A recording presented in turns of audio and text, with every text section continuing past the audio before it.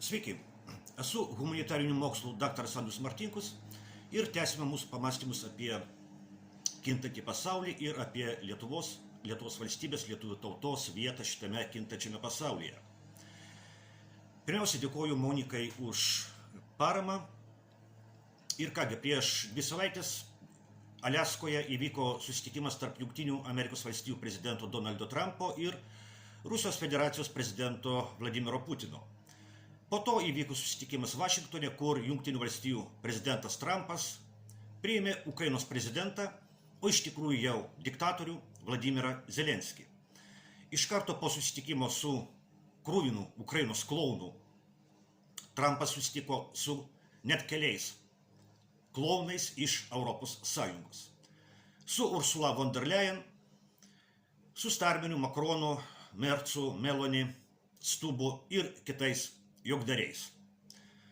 Nesivarginu minėti, kokioms valstybėms ir tautoms šie jogdariai atstovauja. Šitie jogdariai neatstovauja Europos tautų ir valstybių nacionaliniams interesams. Kaip beje ir Lietuvos jogdariai. Aliaskoje įvyko susitikimas tarp 2 tikrų pasaulio lyderių – Trumpo ir Putino. Vašingtone tikras politikas Donaldas Trumpas tyčiojosi iš politikos klounų. Nes visi tie Europos klounai – Ursulos Starmeriai, Makronai, Mercai, Melonės, Stubai su kruvinu klounu Zelenskiu priešakyje – yra panaudotas istorijos tualetinis popierius, kuris jau guli istorijos unitaze ir laukia, kol bus nuleistas vanduo. Bet kodėl ES klounai taip gina kruviną Ukrainos klouną ir jo režimą? Kodėl ES klounai ir Lietuvos režimo klounai nori, kad karas Ukrainoje būtų tęsiamas? Aš pasakysiu esminę ideologinę priežastį. Reikalas tas, kad ES yra dirbtinis istorinis darinys, kuris gina kitą dirbtinį istorinį darinį, būtent Ukrainą. Nes realioje, tikroje istorijoje niekada nebuvo nei ES, nei Ukrainos. ES sukūrė globalistai liberalai. Ukrainą sukūrė kiti globalistai komunistai.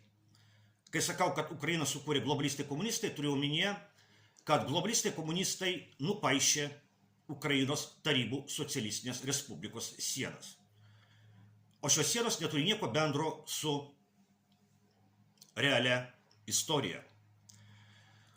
Čia ir yra atsakymas, kodėl globalistai liberalai taip gina globalistų komunistų nupaišytas Ukrainos valstybės sienas. Nes dabartinėme istorijos momente, kai istorija atgimsta, globalistai pasamdė Ukrainos režimą, kad jis kovotų prieš istorijos atgimimą. Globalistų ideologai, žlungant Tarybų socialistinių respublikų sąjungai, paskelbė, kad istorija pasibaigė. Ką reiškia, kad istorija pasibaigė? Istorijos pabaiga, šia prasme, reiškia ne pasaulio pabaigą, tiesioginę, apokalipsės prasme. Globalistų prasme, istorijos pabaiga reiškia liberalaus globalizmo pergalę prieš komunistinį globalizmą. Po TSRS žlugimo turėjo būti vien tik liberalaus globalizmo pasaulinis viešpatavimas. Bet šitam liberalaus globalizmo pasauliniam viešpatavimui buvo mestas iššūkis. Ne visi pasaulyje susitaikė su globalistų istorijos pabaiga. Pasipriešino tokios valstybės kaip Rusija, Kinija, Indija, Brazilija, kai kurios kitos. Pasipriešino vadinamieji globalūs pietūs. Ir štai prieš šitą pasipriešinimą globalistai pasamdė Ukrainos režimą, tam, kad jis kovotų prieš branduolinę valstybę Rusiją. Globalistai pasamdė Ukrainos valstybę su jos antiistorinėmis sienomis, tam, kad ji kovotų prieš atgimstančią istoriją. Prieš atgimstančią istoriją, kuriai atstovauja šiuo atveju Rusija. Čia yra didžiausia Ukrainos valstybės ir Ukrainos žmonių tragedija. Ir čia yra ir Lietuvos valstybės tragedija. Lietuvos režimo politika yra antiistorinė politika. Taip, Lietuvos valstybė turi seną ir turtingą istoriją. Lietuvos valstybė buvo sukurta 13 amžiaus viduryje. Buvo laikotarpis, kai Lietuvos valstybė buvo galinga Europos valstybė. Buvo laikotarpių, kai Lietuvos valstybės nebuvo. Buvo laikotarpių, kai Lietuvos valstybė atgimdavo ir vėl atsirasdavo Europos žemėlapyje. Bet visada Lietuvos valstybė buvo tikras istorinis reiškinys, tikra istorijos dalyvė. O dabar globalistinis Lietuvos režimas prilygina Lietuvos valstybę dirbtiniam globalistų dariniui, Ukrainos valstybei. Štai kodėl tiek daug Ukrainos vėliavų Lietuvoje šalia valstybinės Lietuvos vėliavos. Ir tai yra neteisinga Lietuvos valstybės ir Lietuvos istorijos atžvilgių. Trampo ir Putino susitikimas Aliaskoje įsiutino Lietuvos ir viso pasaulio globalistus.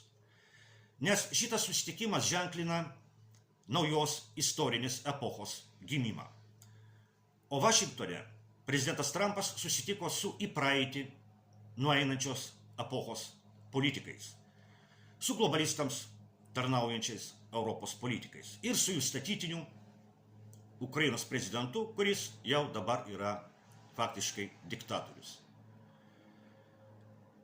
Štai tiek svarbiausių dalykų reikia žinoti apie šitos du susitikimus Aliaskoje ir Vašingtone. Iki kitų kartų.